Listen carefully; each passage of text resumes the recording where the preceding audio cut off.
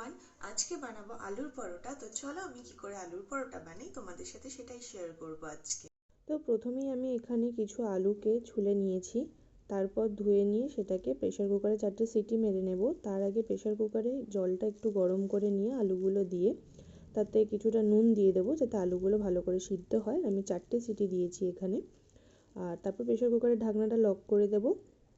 Lock করে দিয়ে আমি এখানে আটার ডোটা রেডি করে নেব। তো আমার দুজনের জন্য যতটা আটা দরকার সেই বুঝে নিয়ে নিয়েছি, আর তাতে পরিমাণ অনুযায়ী নুনও দিয়ে দিয়েছি। এবার এটাকে প্রথমে শুকনো হাতে মিশিয়ে নেব, তারপর অল্প অল্প করে জল দিয়ে ভালো করে আটাটাকে মেখে নেব। আমি এখানে প্রথমবার আলুর পরোটা বানাচ্ছি, আমি আগে কখনো আলুর পরোটা বানাইনি। আর এখানে দেখো আটা মাখাটাও রেডি হয়ে গেছে। আর আলুর পুরে দেবো বলে এখানে 1 চামচ ধনে আর 1 চামচ জিরে আমি হালকা ভেজে নিয়েছি, যেহেতু ওটা আলুর পুরটাতে মশলা হিসেবে দেবো তাই। তারপর যে সেদ্ধ আলুগুলো করে নিয়েছিলাম সেগুলো ঠান্ডা হয়ে গেলে আমি এরকম করে গ্রেট করে নিয়েছি যাতে কোনো দানা না থাকে আলুতে। তারপর যে ভেজে নেওয়া যে মশলাটা ছিল সেটাকে হালকা রোস্ট করে নিয়েছি, পুরো যে একদম মিহি রোস্ট করতে হবে সেটা না, জাস্ট এমনি গুঁড়ো করে নিয়েছি আর কি। তারপর এখানে পেঁয়াজ, ধনেপাতা কুচি, লঙ্কা কুচি, নুন, কাশ্মীরি লঙ্কার গুঁড়ো আর কিছুটা জোয়ান, মানে অল্প পরিমাণে জোয়ান দিয়ে সব কিছু দিয়ে ভালো করে মিশিয়ে নেব। নিয়ে এই যে আমার আলু মাখাটাও রেডি। এবার আমি কিন্তু যে লেচিগুলো কাটবো তার আগে আটাটা একটু হালকা হাতে এরকম করে মেখে নেব, তাহলে সব কিছু মানে পুরো আটাটা ভালো করে মিশে যাবে। তারপর এখানে আমি 5 পিস আর কি পরোটার জন্য লেচি কেটে নিয়েছি। আর লেচিগুলো একটু বড় বড়ই রাখতে হবে যেহেতু পুরটা যাতে ধরে সেরকমভাবেই। তারপর এটাকে হালকা হাতে বাটির মতো গোল করে নিতে হবে, মানে মাঝখানটা প্রেশার দিলে চলবে না, সাইডটা প্রেশার দিতে হবে। মানে যে সাইডটা গোল করা হচ্ছে সেই সাইডগুলোতে হালকা করে করে গোল করে নিয়ে তারপর কিন্তু দিতে হবে যাতে ভালো করে আটকে যায়। যাই হোক, আমার এখানে ভুলভ্রান্তি হয়েছে, আমি যেহেতু প্রথমবার করছি সেই জন্য, কিন্তু খেতে কিন্তু অসাধারণ হয়েছিল। ঠিক আছে, তো তোমরা এটা এইভাবেই করবে আমার মনে হয়। আর তোমাদের কাছে যদি অন্য কোনো রকমভাবে করার আইডিয়া থাকে আমাকে সেটাও জানাবে, কী করে তোমরা আলুর পরোটা বানাও। তো এই দেখো আমি এখানে বাটির শেপে করে নিয়েছি আটাটাকে। তারপর এখানে একটা চামচের সাহায্যে আমি কিছুটা পুর ওই আটার মধ্যে দিয়ে দেবো, দিয়ে এটাকে ভালো করে আটকে নেব যাতে পুরটা না বেরিয়ে যায়।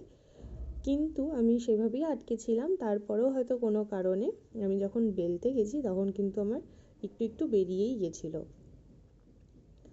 তো আলটিমেটলি যাবে তো সেই পেটেই। আর আর সেটা পুর বেরিয়ে যাক চাই না যাক, কিন্তু একটু ফোলা ফোলা হলে সেটা ভালো লাগে আর কি। তো আমি এটাকে ভালো করে আটকে নিয়েছি, সব মানে সাইডের যে আটাগুলো ছিল সেই আটাগুলো দিয়ে ভালো করে পুরটাকে লক করে নিয়েছি। তারপর এখানে কিন্তু হালকা হাতে বেলতে হবে, খুব রুটির মতো খুব জোরে প্রেশার দিলে চলবে না। আর তোমরা অবশ্যই আমাকে করে জানিও তোমরা কিভাবে করো, আর আমি এইভাবে যেটা করেছি সেইভাবেও যদি তোমরা করে কখনো খাও তো আমাকে কিন্তু জানাতে একদম ভুলবে না। তারপর লক করে দেওয়ার পরে আমি হালকা হাতে আবার একটু গোল করে নিয়েছি, তারপর এতে আটার গুঁড়ো লাগিয়ে আমি এখানে বেলে নেব।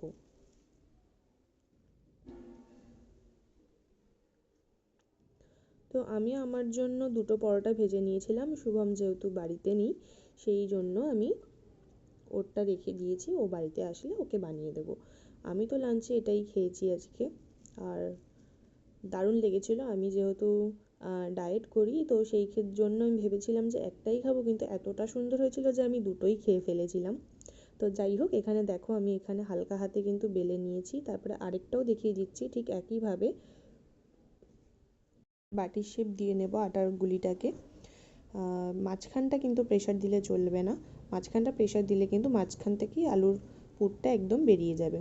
তারপরে এখানে আবার পুরটা ভরে নিয়েছি, ঠিক যেভাবে যেভাবে আগেরটা দেখালাম সেমভাবেই কিন্তু বাকিগুলোও আমি করে নেব। তারপর এখানে আবার সেই একই প্রসেস, লক করে নেব। লক করে নেওয়ার পর কিন্তু ভালো করে মুখটাকে আটকে দিতে হবে যাতে মাঝখান থেকে না বেরিয়ে যায়। মাঝখান থেকে বেরিয়ে গেলে কিন্তু সেটা ফুলবেও না, কিছুই হবে না। তারপর আমি এটাকে বেলে নিয়েছি, হালকা হাতে একটু চাপ দিয়ে নিয়েছি, মানে প্রেশার দিয়ে একটু চ্যাপ্টা করে নিয়েছি যাতে আলুটা স্প্রেড হয়ে যায় চারিদিকে। আর এখানে দেখো ঠিক এইভাবেই কিন্তু আমি বেলে নিয়েছি, তারপরেও আমার ভুল হয়েছে, মানে আলু একটু বেরিয়ে গিয়েছিলো। কিভাবে কেন আমি সেটা বুঝতে পারিনি, হয়তো আমার অভ্যাস থাকলে হয়তো সেই জিনিসটা আর হতো না, কিন্তু হয়েই থাকে হয়তো। তারপর এখানে আমি প্রথমে রুটিগুলোকে সেঁকে নেব, মানে পরোটাগুলোকে সেঁকে নেব, আগেই কিন্তু আমি তেলে বা ঘি দিয়ে ভাজবো না। প্রথমে দু পিঠ এরকম ভালো করে সেঁকে নেব, আর মিডিয়াম ফ্লেমে দিয়ে সেঁকবো যাতে পুড়ে না যায়। হাই ফ্লেমে দিয়ে কিন্তু করলে রুটিটা পুড়ে যাবে। এখানে দেখো কি সুন্দর ফুলেছে। আর তারপর এখানে আমি তেল দিয়ে ভেজেছি, তোমরা চাইলে ঘি দিয়েও ভাজতে পারো। আমি ঘিটা অ্যাভয়েড করতে চেয়েছি বলে, যেহেতু এক তো আটা, তার উপর আলু, তার উপর যদি আমি ঘি দিই তাহলে আমাকে গোল হয়ে যাওয়া থেকে কেউ আটকাতে পারবে না। তো যাই হোক, আমি অল্প অল্প তেল দিয়ে এটাকে ভেজে নিয়েছি। তেলটা যে খুব ভালো জিনিস আমি সেটা বলছি না, কিন্তু ওই ভাজার জন্য যতটুকু লাগে আর কি। তারপরেরটাকেও আমি একইভাবে ভেজে নিয়েছি। আর ততক্ষণ ভাজা হয়ে গেছে, আর এখানে আমি একটা দইয়ের চাটনি রেডি করে নেব পরোটাটার সাথে খাওয়ার জন্য। এখানে কিছুটা ধনেপাতা কুচি দিয়ে দিয়েছি দইয়ের মধ্যে, আর একটু জিরে গুঁড়ো দিয়েছি, আর চাট মশলা দিয়েছি, পরিমাণ মতো বিট লবণ দিয়েছি। তারপর এটাকে ভালো করে মিক্স করে নিয়েছি।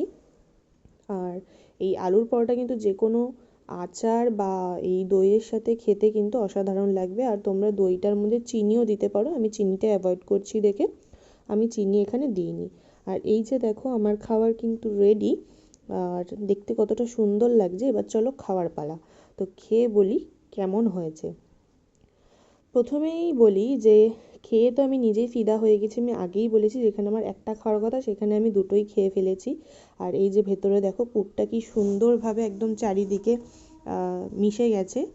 তো আমি দইটার সাথে প্রথমে খেয়ে দেখছি, আর খেয়ে তো জাস্ট আমি মানে ফিদা হয়ে গেছি নিজের রান্নার ওপর নিজেই। তো টাটা।